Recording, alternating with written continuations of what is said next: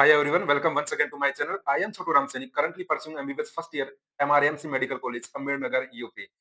तो नीट 2025 के application form release हो चुके हैं फाइनली और आपने स्टार्ट भी कर दिया होगा एप्लीकेशन फॉर्म फिल करना। तो आपको जब एप्लीकेशन फॉर्म फिल कर रहे होंगे तो सब एक क्वालिफिकेशन कोड मांग रहा होगा वहाँ पे, तो आपको प्रॉब्लम क्रिएट हो रहेगी कि क्वालिफिकेशन कोड में क्या फिल करूँ। तो हर एक स्टूडेंट की ये प्रॉब्लम हो रही होगी है।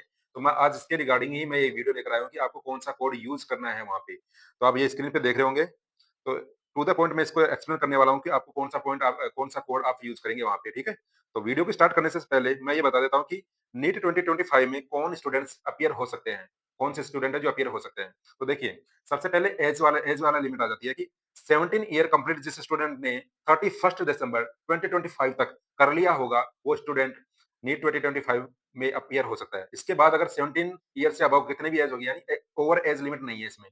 इसके बाद 17, 18, 19, 20, 21, 25 जितनी भी एज वाले है, वो दे सकते हैं सब एग्जाम। मतलब ओवर एज लिमिट नहीं रखी गई है।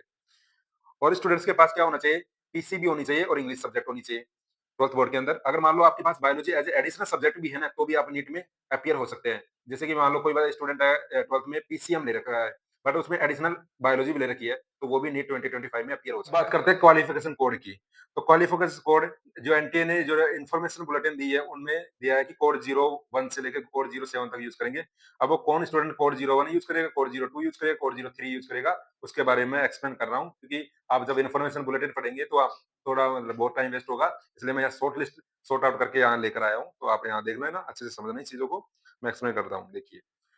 देखिए कोड 01 वो स्टूडेंट करेगा जो इस साल के 12th एग्जाम देगा। 12th बोर्ड की जो एग्जाम है ना, वो देगा। यानी 12th अपीयरिंग स्टूडेंट इसको बोल सकते हैं, फ्रेश स्टूडेंट है जो बच्चा। ठीक है? अब वो किसी बोर्ड से भी हो सकता है, वो सीबीएसई बोर्ड से भी हो सकता है, आईसीएसई से हो सकता है, स्टेट बोर्ड से भी हो सकता है, या स्टेट ओपन जो बोर्ड होती है एनआईओएस, उससे भी हो सकता है। अगर किसी बच्चे के पास अगर 12th क्लास में इस साल अगर वो बायोलॉजी एज एडिशनल सब्जेक्ट ले रखा है, तो भी वो भी कोड 01 यूज करेगा। कोड 02 12th पास स्टूडेंट के लिए है, यानी जिन्होंने 12th एग्जाम दे दिया है और 12th क्लास पास कर दिया है उन्होंने, और वो ड्रॉपर स्टूडेंट जिस तरह से कह सकते हैं, वो ड्रॉपर स्टूडेंट है, तो कोड 02 यूज करेंगे। अब वो बच्चे कंप्लीटली ड्रॉपर भी हो सकते हैं या पार्शियली ड्रॉपर भी हो सकते हैं। यानी कि अगर उन्होंने 12th क्लास पास कर दिया और उसके बाद वो किसी कोर्स में एनरोल हो गए हैं, तो वो कोड 02 यूज करेंगे।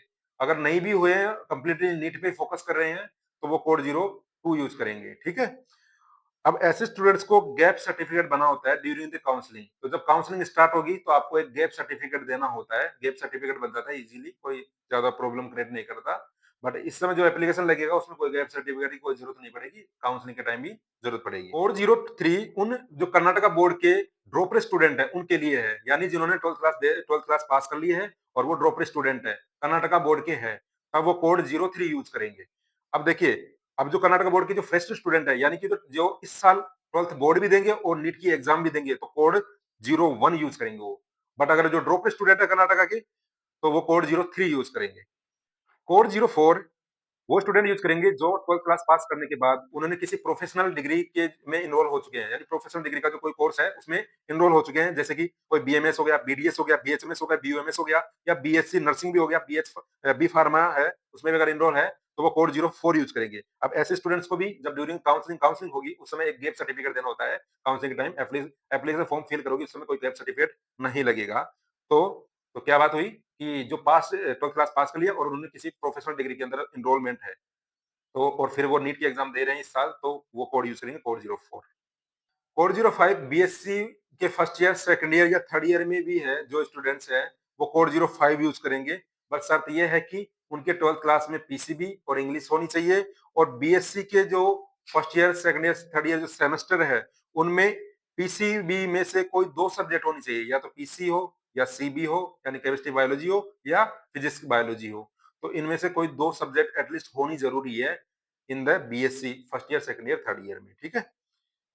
कोड 06 वो स्टूडेंट यूज करेंगे जो बीएससी पास कर लिए हैं, और शर्त यह है कि उनके 12th क्लास में पीसीबी होनी चाहिए और उनके पास इंग्लिश होनी चाहिए, इंग्लिश सब्जेक्ट होनी चाहिए। बट पीसी जो बीएससी के ड्यूरेशन के अंदर है, उन्होंने एटलीस्ट दो सब्जेक्ट तो उनके पास होनी जरूरी है, या तो फिजिक्स केमिस्ट्री, केमिस्ट्री बायोलॉजी, या बायोलॉजी फिजिक्स। कोई भी दो सब्जेक्ट होनी जरूरी है इसके अंदर। और ऐसे स्टूडेंट्स को भी जब काउंसलिंग होगी तो गैप सर्टिफिकेट देना होगा काउंसलिंग के टाइम। अगर मान लो जिन्होंने बीएससी पास आउट कर लिए और फिर वो एमएससी में एडमिशन लिया, या first year MSc first year में है या सेकंड ईयर में है, और फिर वो नीट एग्जाम देना चाह रहा है नीट 2025, तो वो कोड 06 ही यूज करेगा। कोड 07 फॉरेनर्स स्टूडेंट्स के लिए है, यानी जो एनआरआई जो स्टूडेंट्स हैं उनके लिए है, ये हमारे लिए नहीं है। तो फाइनली अब मैं इसको समरी करने जा रहा हूँ।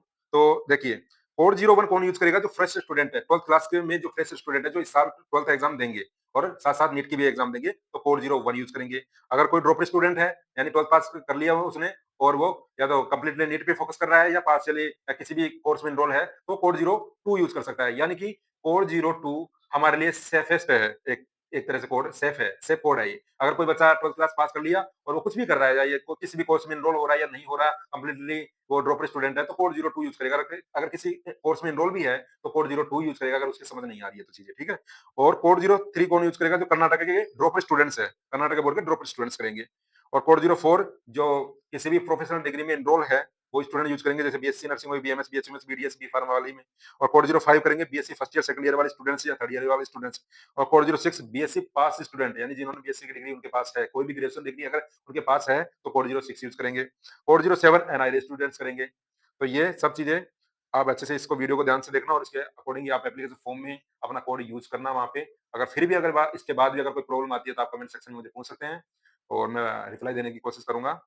तो मैं अभी भी कहूँगा कि आप इस फॉर्म को जो फिल कर रहे हैं, तो ध्यान से करिए, मतलब उसको अच्छे से सोच समझ के करिए, चीज़ों को देखिए कि कौन-सा डॉक्यूमेंट यूज़ कर रहा है। ऐसा नहीं कि एप्लीकेशन फॉर्म फिल करने बैठ गए और हमें डॉक्यूमेंट्स का ही पता नहीं है, फिर एप्लीकेशन फॉर्म फिल कर रहे हैं, उस समय हम इधर-उधर देख रहे हैं कि ये वाला डॉक्यूमेंट चाहिए, ये वाला ले लूँ मैं, ये वाला। तो पहले अच्छे से उसको इन्फॉर्मेशन बुलेटिन को अगर नहीं पढ़ पा रहे हैं आप, तो कहीं पर यूट्यूब वीडियोज़ हैं, उनको देख लीजिए और शॉर्ट लिस्ट कर लीजिए कि क्या-क्या मुझे उसमें चाहिए, ठीक है? और उसकी प्रोसीजर देख लीजिए, एप्लीकेशन फॉर्म कैसे फिल किया जा रहा है। तो गलती करने की कोई भी गुंजाइश मत छोड़ना। हालाँकि ये जो करेक्शन विंडो है वो ओपन होगी, बट फिर भी आप अपनी तरफ से जितना भी प्रयास कर सकते हैं कि अच्छे से फॉर्म फिल हो जाए। फिर उसके बाद में करेक्शन वगैरह होता है, तो थोड़ा इधर टाइम वेस्ट होता है। तो ठीक है, मिलते हैं नेक्स्ट वीडियो के अंदर। Take care, bye-bye.